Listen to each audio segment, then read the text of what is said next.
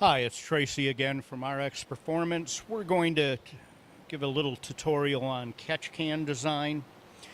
Going to start off here with a real basic one that can be branded under many different brands, made in China. Not bad looking from the outside, but as you can see on the inside, there's absolutely nothing there. Both of the fittings are right beside each other, so most vapors are going to do a U-turn and come right out. You will catch oil, some oil, but less than 15% of the total amount that passes through it. Most cans out there will be empty or will not have a design that is effective in the separation of the contaminants that you don't want ingested. Here's another one that's a little nicer looking.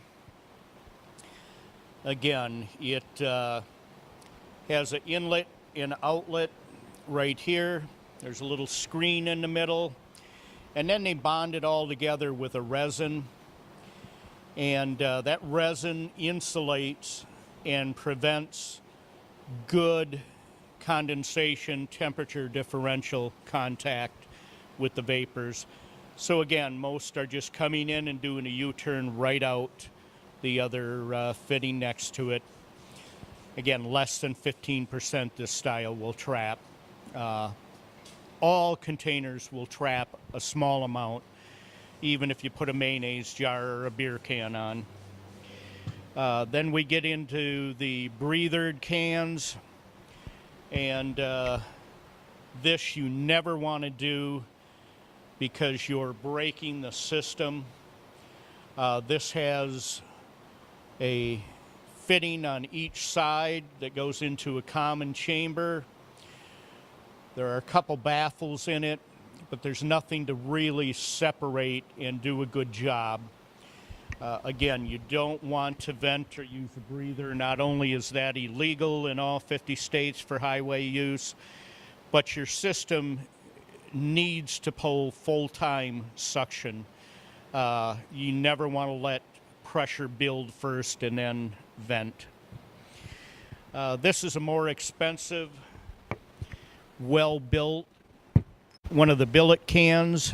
As you can see in the top here, if we take this disc off, there's stainless scouring pad or coalescing media in here, but there's no designated inlet or outlet.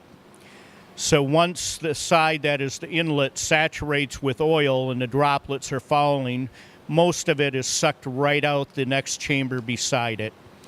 Again, very poor design, not much science into this, and this is only going to attract maybe 15-20% of the total amount that's going through it, and that would be caught in the bottom. So we'll show you our design, how it works. We take this apart,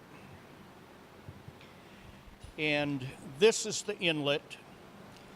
The vapors are going to flow through this down tube into this primary coalescing chamber that is filled with stainless steel coalescing media. And that's going to separate most of the oil and other contaminants, and they will drip out to be contained in the bottom.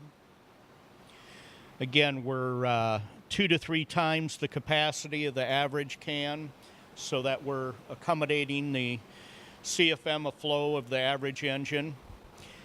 The vapors are then going to have to pass the bottom disc baffle into a secondary condensing chamber.